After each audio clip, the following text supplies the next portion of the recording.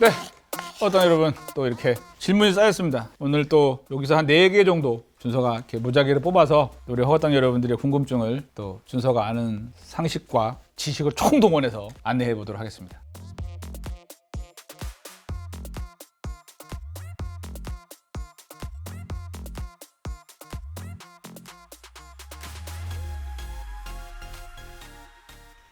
하나, FT 강님. 안녕하세요. 요즘 빵을 배우는 초보자입니다. 궁금증이 있어서 댓글 남깁니다. 성형 후 2차 발효는 필요가 없나요? 두 번째, 성형 전 발효를 2번 하신 이유가 덜충 반죽법을 해서 그런가요? 그럼 반죽기로 충분히 반죽하면 한 번만 하면 되나요? 성형 후 2차 발효는 반드시 하셔야 됩니다. 안 하는 빵은 거의 없습니다. 거의 다 2차 발효는 하신다고 생각하시면 돼요. 제가 아마 영상에서 아마 좀 혼란스러우신 게 있으셨던 것 같아요. 그래서 2차 발효 분명히 했고요. 성형 전 발효를 2번 하신 거 아마 폴딩을 저희가 아마 해서 2번 했다라고 하시는데, 반죽은 2번 한 게 아니라 한 반죽을 성형하기 전까지, 그러니까 분할하기 전까지 했던 반죽은 무조건 한 번이라고 보시면 돼요. 폴딩을 해서 접었든 한 번 접었든 2번 접었든 3번 접었든, 그러니까 한 번 접었다고 해서 2번 반죽한 게 아니라, 2번 발효한 게 아니라 분할을 하기 전 단계까지는 무조건 1차 발효라고 보시면 돼요. 폴딩을 한 번 했든 2번 했든 3번, 한 번 했다고 해서 2번 발효한 게 아니라 분할을 하기 전까지의 단계까지는 무조건 1차 발효다, 이렇게 생각하시면 돼요. 그 다음에 1차 발효, 분할, 벤치타임. 그러니까 발효 단계는 3단계가 있는데 1차 발효,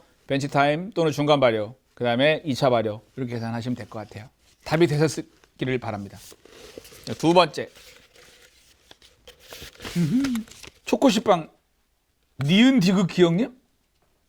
안녕하세요. 항상 좋은 레시피와 꿀팁들 정말 진심으로 감사드려요. 베이킹 관련 원데이 클래스도 한 번 안 가본 유튜브 지분 100% 초보 홈베이커인데 덕분에 정말 맛있게 잘 만들어 먹고 있고 베이킹 지식도 묵묵하고 있습니다. 반죽기는 아직 부담이 돼서 빵준 손님이 알려주신 오버나이트법을 믹서기 레시피 영상에서 적용하고 있는데, 이번 초코시빵도 적용이 가능할까요? 네, 가능합니다. 코코아 가루와 초코칩은 오버나이트 후에 벤치타임 전에 넣는 게 좋을까요? 혹시 손반죽 시 주의사항이 있을까요? 가족이 초코빵을 정말 좋아해서 맛있게 만들어주고 싶어서 처음으로 댓글로 질문 드려요 봐요. 감사합니다. 이렇게 했는데, 초코식빵도 오버나이트가 적용이 되나요? 이스트만 줄이시면 가능하세요. 오버나이트 안 되는 빵은 없어요. 이스트와 발효력만 잘 통제하신다고 하시면 오버나이트를 하셔도 상관이 없어요. 오버나이트 후에 벤치타임 전에 넣는 게 좋을까요? 이렇게 물어보셨는데, 그 전에 넣으셔도 상관없어요. 초코칩하고 오버나이트 그 코코아는 전날 반죽하실 때 다 넣으셔도 돼요. 만약에 오버나이트 하신 후에 벤치타임 하고 난 다음에 넣으실 거면 초코칩만 넣으세요. 그 다음에 손반죽 시 주의사항이 있을까요? 손반죽 하실 때 주의사항은 특별히 없어요. 덩어리 지지만 않게, 또 다른 재료가 확실히 섞일 만큼, 재료가 덜 섞이면 안 되니까. 손반죽이든 믹서기에 반죽을 하든 덜친 반죽법이라고 주장하는 사람들이 얘기하든 뭐라든, 일단은 빵은 첫 번째 단계가 계량, 그 다음에 그 계량한 재료가 다 잘 섞인 거. 그러니까 반죽의 목적은 가장 큰 건 재료의 혼합이에요. 그 다음에 글루텐의 발전이고, 덜친 반죽법이라고 사람들이 얘기하는 그런 것도 글루텐의 발전이 부족한 거지, 기본적으로 재료의 혼합은 무조건 하셔야 돼요. 넣은 재료 7가지의 재료가 들어갔든 8가지의 재료가 들어갔든 그 재료가 완벽하게 혼합이 돼 있어야지만 빵을 만들 수 있는 거예요. 그래서 덜친 반죽법은 말이 안 된다라고 준서는 주장을 하는 거거든요. 아이, 초코시빵 안에 또 그거 예민해져가지고. 아무튼 우리 니은 디귿 기억님 도움이 되시기를 바랍니다. 손수연님, 명장님 베이킹 초보입니다. 이스트 들어가는 빵 만들 때 럼주를 넣을 수 있을까요? 제 주위에 밀가루 냄새에 민감한 분들이 계셔서 빵 만들 때 럼주를 넣으면 밀가루 냄새를 보완할 수 있을지 하고 댓글 남겨봅니다. 넣으시면 안 돼요. 럼주하고 밀가루 냄새는 상관없어요. 제일 중요한 건 발효를 오래 하세요. 그럼 밀가루 냄새 안 나요. 한 2시간. 준서가 드린 레시피로 한 25, 6도 정도 되는 온도에서 한 2시간 이상 충분하게 하세요. 그러면 냄새 안 나요. 마지막 베이지 뿅뿅님, 머랭 쿠키를 안 좋아하는데 명장님 아몬드 머랭 쿠키 영상 보고 이상하게 만들어 보고 싶어지더라고요. 근데 웬일 너무 맛있어서 여러 번 만들어 먹었어요. 그런데 만들 때마다 머랭이 갈라지면서 이슬 맺히더라고요. 설탕이 충분히 녹였는데 왜 그런 걸까요? 둘 중에 하나야. 너무 센 불에 구우셨거나 오래 구우셨거나. 낮은 온도에서 오래 구우시면 돼요. 근데 맛있게 드셨다니 정말 감사해요. 우리 돼지 뽕뽕님. 근데 이제 머랭이 갈라지면서 이슬 매치들이라고, 요게 구운 후인지 아니면 굽기 전인지, 요게 또 중요해요. 만약에 굽기 전이야 머랭이 좀 덜 올라왔을 수 있어요. 그 차이가 좀 있어요. 크게 문제는 없으실 것 같아요. 빠라밤. 저는 이제 몰랐는데 우리 제작진분들이 우리밀에 대한 얘기가 많다고 얘기하셔갖고 우리밀에 대한 거 어우 많다. 요거 이제 묶어서 한번 할게요. 일단 문민정님이 말씀하신 우리밀 대신 T55 넣어도 돼요. 됩니다.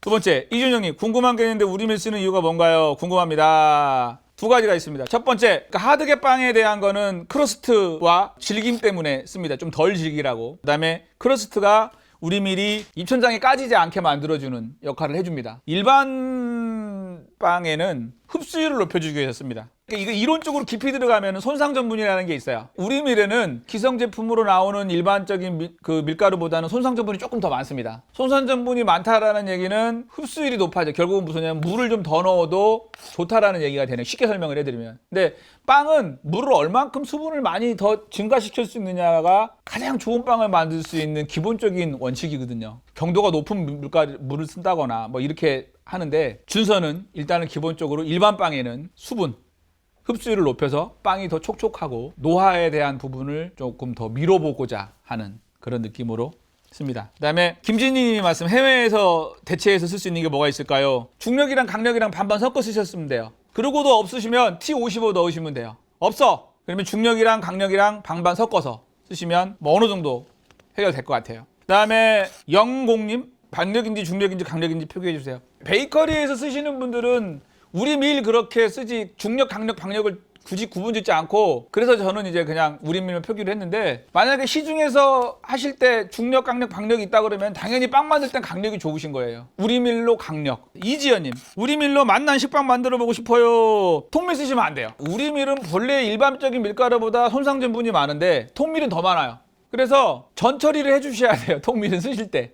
만 식빵을 한다고 치면 그리고 만드는 방법도 틀리고 수분의 함량도 틀리고 믹싱도 틀려요. 그렇기 때문에 일반적인 제법으로 하시면 빵이 안 나와요.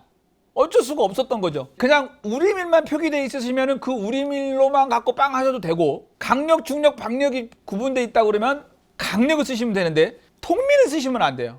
만약에 우리밀 통밀을 쓰실 거면 우리밀이랑 우리밀 통밀이랑 해서 9대1 정도 우리밀 9, 우리밀 통밀 1 이 정도 쓰시는 게 좋아요. 아니야, 난 죽어도 통밀로 다 쓸 거야. 그럼 믹싱 많이 하셔야 돼요. 베이커리에서 통밀만 100% 넣고 빵 만드는 경우는 그렇게 쉽지 않아요. 섞어요, 다. 블렌딩을 해요. 일반적인 밀가루하고 아니면 일반 우리밀이랑 통밀이랑. 그래서 통밀로만 쓰지 마시고 굳이 통밀 쓰실 거면 맥스로 진짜 프로페셔널하게 어떤 반죽을 다룰 수 있는 역량이 있는 분들 같은 경우는 8대2. 그렇지 않으면 쉽지 않아. 밀, 우리밀을 사용하는데 큰 메리트는 무엇일까요? 우리밀이 T55만큼은 아니지만 여러분들이 알고 있는 T55는 영양 강화 밀가루라고 그래가지고 거기 안에는 비타민 C라든가 이런 강화 효소를 넣었어요. 그래서 보통 밀가루가 95% 정도 되고 나머지 성능이 이제 5% 정도 되는 게 우리나라에 대체적으로 들어와 있는 T55거든요. 준서는 T55를 그렇게 선호하지는 않아요. 영양 강화가 돼 있는 밀가루다 보니까 빵 만들기가 좀 어려워요. 저희들 입장에서 바라보면 너무 질긴 맛도 있고 볼륨감도 사실 크고 팽창력도 너무 강하고 밀가루 100%가 아니다 보니까 선호하지 않거든요. 두 번째, 글루텐 약하죠. 왜? 손상전분이 많으니까. 일반적인 제분 하듯이 제분하는 게 아니거든요. 반죽 쳤을 때 글루텐이 약한 느낌이, 그러니까 식빵 같은 거 만드실 때는 이제 조금 이제 그럴 수 있어요. 그럴 때는 뭐 탕종을 쓴다거나 다른 부분들을 쓰시면은 좋고요. 만약에 굳이 우리밀이 없으셔서 또 구하기 힘들고 아니면 가격적인 메리트적인 부분이 없으시다 그러면 T55 쓰셔도 되는데 세요, 밀가루가. 두 번째는 강력이랑 중력이랑 섞어 쓰셔서 대체하셔도 돼요. 그 우리밀이라고 하는 밀 자체가 다목적용으로 그냥 만들어 놓은 거지 이거는 뭐 과자용이야, 이거는 빵용이야, 이거는 뭐 스파게티용이야 이렇게 만들어 놓은 밀가루가 아니다 보니까 아주 테크닉이 좋지 않으면 사실 우리밀이 다루기가 쉽지는 않아요. 일반적으로 베이커리 전공하시는 분들도 100% 우리밀 갖고 빵하라고 그러면 미스할 확률이 50% 이상 넘어요. 왜 우리밀을 썼냐라고 여쭤보시면 있는 그대로 준서가 쓰는 레시피 그대로를 그냥 드리는 거죠. 그걸로를 다루고서 좋은 빵을 만드시길 원하는 거고, 일단 또 우리밀이 신선해요. 해외에서 수입해서 온 밀가루를 빻은 것보다 우리밀이 훨씬 신선합니다. 푸대를 딱 뜯어서 냄새를 딱 맡으면, 이거 어떻게 표현해야 될지 모르겠지만 여름에 우리가 수박을 사가지고 칼을 딱 쪼잡고 쫙 쪼개면 쪼개는 순간에 수박의 그 비릿한 그 단맛의 비릿한 향이 싹 올라오잖아요. 그런 것처럼 밀가루도 그런 풍미가 있어. 그게 싹 올라온다고요. 그래서 빵에 미치는 영향이 굉장히 좋아요. 그러니까 영양 강화 밀가루는 우리 밀보다 미생물의 번식도가 조금 떨어져요. 그러니까 아주 깊이 들어가면. 예, 그래서 저는 우리 밀을 써요. 어쨌든 이렇게 우리 제작진 거 들려주면 부지런해. 좋아. 우리 밀에 대한 우리 헛당 여러분들 질문까지 해서 답변을 다 드렸습니다. 어쨌든 또 준서가 두서없이 짧은 식견과 지식으로 주저리 떨어뜨렸지만 피가 되고 살이 되고 빵이 되고 좋은 정보가 되셨기를 바라면서 여기서 마치도록 하겠습니다. 안녕히 계십시오. 빠라밤.